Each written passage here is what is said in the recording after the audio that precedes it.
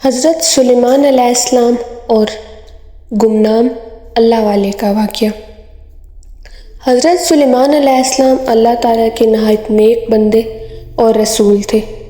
اللہ تعالیٰ نے آپ کو بہت سے معجزات سے نوازا ہوا تھا، جس میں ہواؤں پر حکومت، سمندروں پر حکومت، انسانوں پر حکومت اور یہاں تک کہ آپ کو جنات پر بھی حکومت دی گئی تھی۔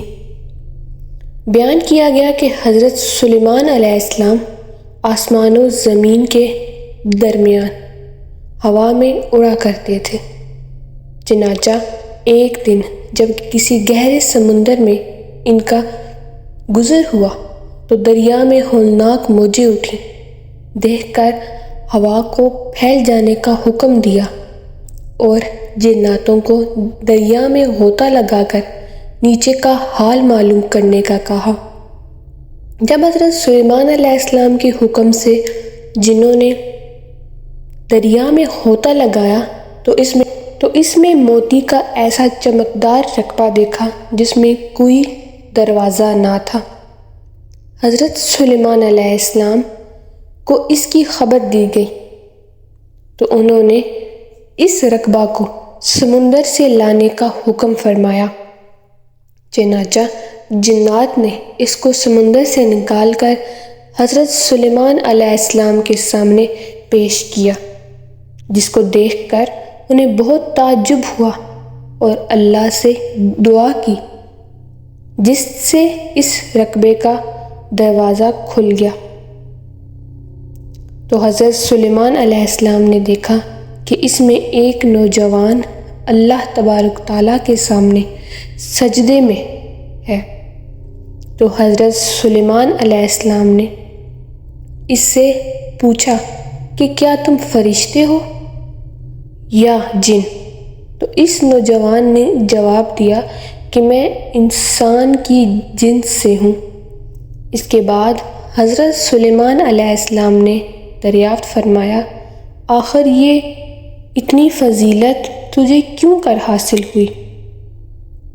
اس نوجوان نے عرض کیا کہ حضرت، مجھے یہ فضیلت والدین اور ان کے ساتھ حسن سلوک کے سبب حاصل ہوئی ہے۔ میں اپنی ضعیف والدہ کو اپنی پشت پر لادے رہتا تھا اور ان کی دعا تھی کہ اے میرے معبود، تو اس کو سعادت عطا فرما کہ میرے مرنے کے بعد اس کا مقام ایسی جگہ میں متعین فرما جو نہ آسمان میں ہو اور نہ زمین میں۔ چنانچہ والدہ ماجدہ کے انتقال کے بعد جب میں ایک دریا کے کنارے گھوم رہا تھا تو میں نے سفید موتی کا ایک کعبہ دیکھا۔ جب میں اس کے پاس پہنچا تو اس کا دروازہ کھل گیا اور میرے اندر داخل ہونے کے بعد قدرت الہی سے خود بند ہو گیا۔ مجھے نہیں معلوم کہ اب میں زمین میں ہوں یا آسمان میں ہوں یا ہوا میں ہوں۔ اللہ تعالیٰ مجھے اسی میں رزق عطا فرما دیتا ہے۔ حضرت سلیمان علیہ السلام نے دریافت کیا، کیا آخر اس میں تجھے روزی کیسے حاصل ہوتی ہے؟